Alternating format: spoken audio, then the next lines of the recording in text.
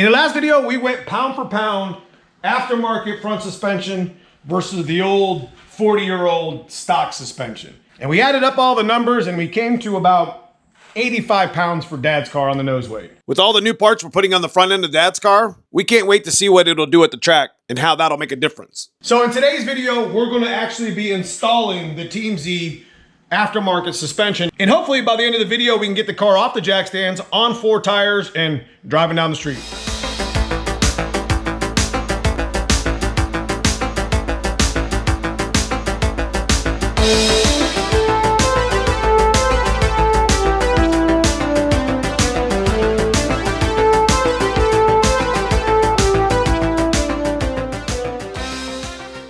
Okay, like I had mentioned, Dad's car is gonna be losing about 85 pounds in the front nose. And to recap what Dad's front suspension looked like, the bushings, not only on the rack, but the control arms were absolutely destroyed. They were dry rotted, they were falling out. Not only was this a safety concern, I did feel quite a bit of slop when we did drive it, you know, especially going 100 miles an hour plus. And being 40 years old, these cars, that's not uncommon. So if you're gonna continue running with your stock Kmember, consider taking it out and maybe cleaning it and painting it and changing all the bushings.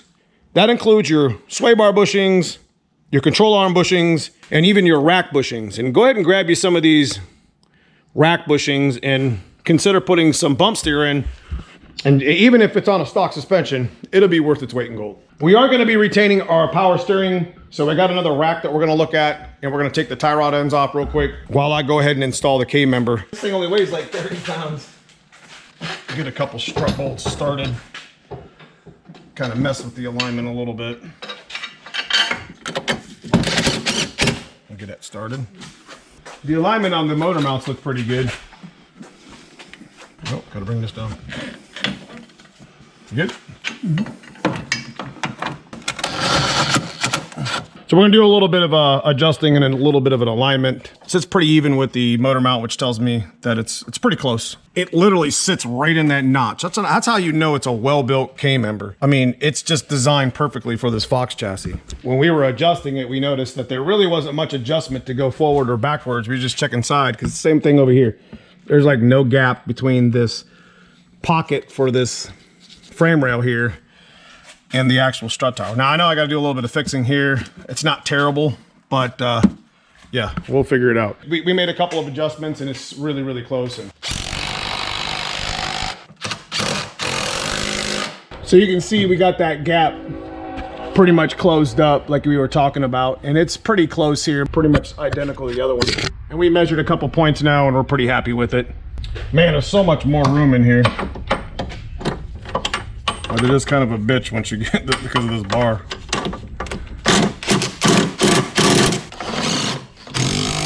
Extensions, these are a game changer. I mean, they break, but they allow you to get around that little area.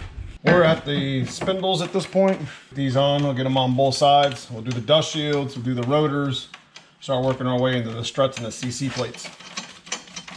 All right, we're gonna go ahead and put the old drilled and slotted. We used to have these on the black GT, but if you remember, we swapped them over because our brakes were getting real bad.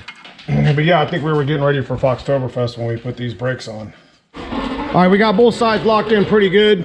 We got our offset rack bushings that we started as we were cleaning the original rack, or the replacement rack for that matter. We put those bushings already on and cleaned it and put a new drain hose in. We're up to the top with the CC plates, and what caster camber plates do for your adjustability on this type of suspension, it allows you to set all kind of caster and camber, whereas the stock location was kind of more of a just locked in. It doesn't give you all that adjustment. All right, we started to put the Team Z CC plates in. There's all kind of a different adjustments, so we're going to set it up best we can and tighten it down. We'll put the struts through and get them set up. It shouldn't be too long, and we should have an idea of where the ride height is. You know, taking stuff out doesn't take very long. Putting stuff back in and lining everything back up, well, we got a little bit of time sink there. All right, well, I'm gonna try to center these best I can. I went ahead and adjusted these struts to the max rebound. So we got to do the strut coilovers. They're a nice used set that I picked up for like 50 bucks from a buddy of mine. Got to grease these. We're going to clean these up real quick and grease these Torringtons and get this installed. So right now we're just getting ready to You can put like a wrench on this tip, and then this is a 7/8 nut. And we're gonna half-ass adjust it here. Gonna make sure there's no slack in the spring, and that's where we're gonna have our start. All right, we got a lot of work done, and I'm sorry I didn't update. We got the caster camber plates kind of centered a little bit, but back. Finally got the struts in.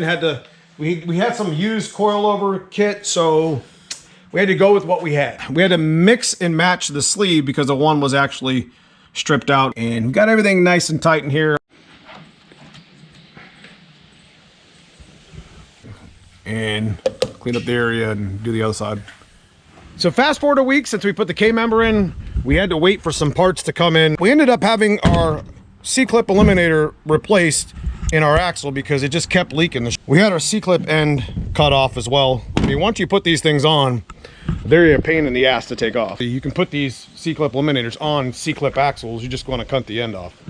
Got another block for another axle if I need to replace it, and got the hardware.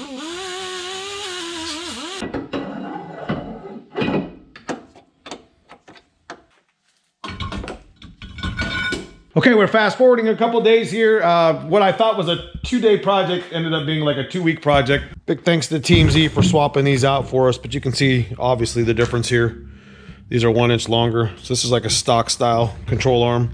All right, we got everything hooked up, bolted down nice and tight. If you notice, my rack is like even with the control arm where you kind of want it. You don't want it sitting way up. That's the good thing about bump steer. Ride height doesn't look terrible on this side, but the other side's definitely a little bit further to the ground. We'll bring it up maybe like 1 inch, half an inch, couple turns. No, I'm gonna go out and take it for a little bit of a ride, try to get the suspension to settle, but we got the power steering fluid in. We didn't know much about this rack. Came out of a parts car, but it was clean, and we just filled this up, so hopefully it doesn't leak like the other one does. That doesn't do us any favors. But once we get it kind of settled, I can do a little bit of a alignment adjustment, and we're gonna take it over on the pavement.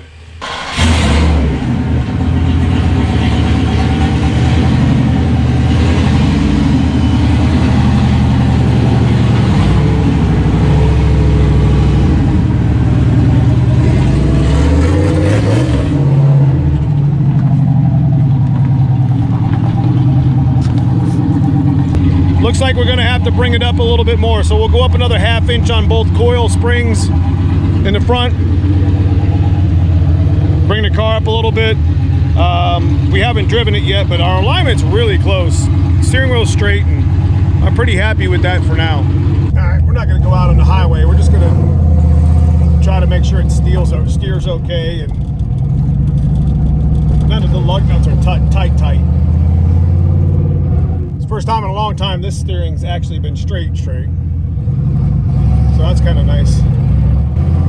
You can definitely already tell in Dad's car that the steering's a lot tighter and more responsive than it was before. And it would just get better if I changed the rack joint and made it a solid shaft. The rack joint we had on there is a pretty nice one. We just went ahead with it for now. We'll end up changing that stuff later on.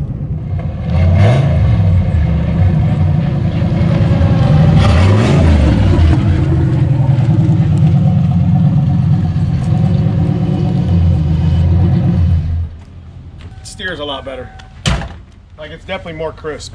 It did settle a little bit, but it's not that bad. Let's make sure that we ain't got a fire going on under the hood. Just some stuff that we spilled down there when we were draining. Got that one valve cover we're going to be putting on. It's got like a Edelbrock like breather on it. What turned out to be a 2-day project ended up turning out to be 2 weeks. It was a little bit more work than we expected with Dad's car. It needed more parts than we expected, but that's okay. We got it figured out. One piece at a time, got our shit up the jack stands. We have a lot of fun with Dad's car. It's a relatable build here on the channel. But we got the Black GT coming out very, very soon. We got the coupe we're still working on. But in the meantime, we'll have a bunch of fun with Dad's car, including doing a little competitive racing. But if you guys enjoy this sort of content, leave me a comment below. Let me know what you think. A lot of work went into this video. I appreciate you being patient with the build. I love y'all. I'll see you in the next video.